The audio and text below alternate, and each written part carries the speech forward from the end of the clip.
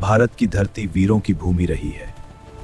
यहाँ हर युग में ऐसे योद्धा पैदा हुए जिन्होंने अपने सम्मान और स्वाभिमान के लिए सब कुछ न्योछावर कर दिया। और जब भी वीरता, त्याग और शौर्य की बात होती है, एक नाम जरूर लिया जाता है, राजपूत। राजपूत यानी राजाओं के पुत्र, एक ऐसी पहचान जो सिर्फ खून से नहीं बल्कि साहस और मर्यादा से बनती है। आज की इस वीडियो में हम जानेंगे राजपूतों का पूरा इतिहास, उनकी उत्पत्ति से लेकर उनके स्वर्ण युग, उनके संघर्ष और उनकी विरासत तक। राजपूत शब्द संस्कृत के राजपुत्र से बना है, जिसका अर्थ होता है राजा का बेटा।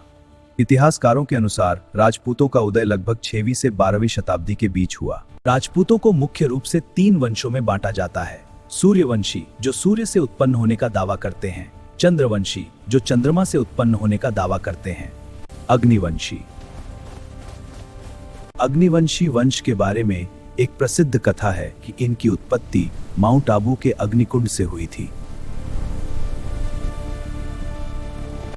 राजपूत कई कुलों में विभाजित थे, जैसे सिसोदिया, राठौड़ और चौहान।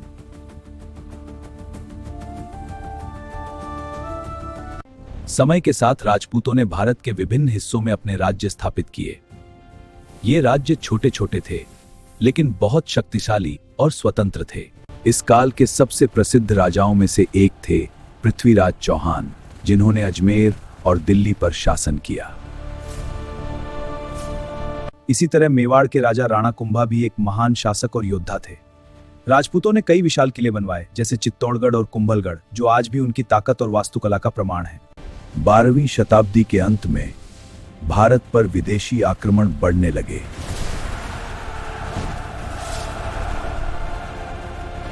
मोहम्मद गौरी ने भारत पर कई बार हमला किया, पर हर बार दिल्ली सल्तनत ने उनका डटकर मुकाबला किया।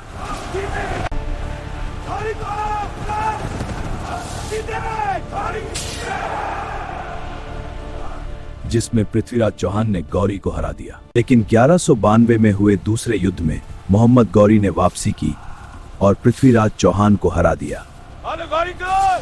तुम्हारी हार हुई। यह हार बहुत महत्वपूर्ण थी, क्योंकि इसके बाद दिल्ली सल्तनत की नींव पड़ी।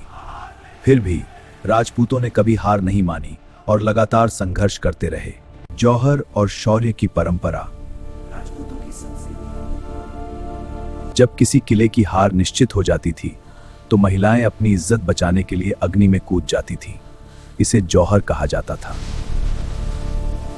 सबसे प्रसिद्ध जौहर की कथा रानी पद्मिनी से जुड़ी है। मेवाड़ और महाराणा प्रताप। राजपूत इतिहास का सबसे गौरवशाली अध्याय मेवाड़ से जुड़ा है। हम अपनी धरती, अपने सम्मान के लिए लड़ेंगे। महाराणा प्रताप एक ऐसा नाम जो आज भी साहस का प्रतीक है। 1576 में हल्दी घाटी का युद्ध हुआ। हालांकि यह युद्ध निर्णायक नहीं था, उनका घोड़ा चेतक भी उनकी बहादुरी की कहानी का हिस्सा बन गया। दोस्तों, अगर वीडियो अच्छी लगी हो तो वीडियो को लाइक और शेयर कर दो और चैनल को सब्सक्राइब कर लो।